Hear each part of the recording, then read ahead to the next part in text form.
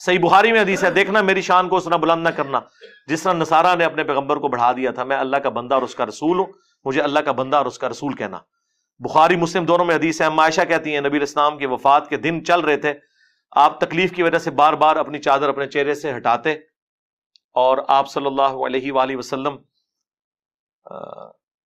فرماتے ساتھ لعن اللہ الیہود والنصارى اتخذوا قبور انبیائہم مساجدا، اللہ کی لعنت ہو یہود و نصارہ پر کہ انہوں نے نبیوں کی قبروں کو سجدہ گاہ بنا لیا تھا۔ اور اما عائشہ کے الفاظ ہیں بخاری مسلم میں کہ یہ حضور ہمیں ڈرا رہے تھے اگر ہمیں یہ خطرہ نہ ہوتا کہ لوگ رسول اللہ کی قبر پہ سجدے شروع کر دیں گے تو میں نبی علیہ السلام کی قبر کو اوپنلی زیارت کے لیے چھوڑ دیتی، یعنی وہ حجرے والا معاملہ ختم ہو جاتا،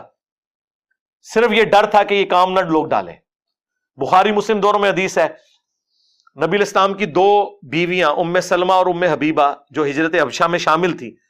وہ حضور کی بیماری کے دنوں میں آخری دنوں میں کہہ رہی تھی جب ہم حبشہ گئے تھے ہم نے ماریہ نام کا گرجا دیکھا تھا، وہاں پر تصویریں تھیں، حضور اس تکلیف کے عالم میں بھی اٹھے اور انہوں نے کہا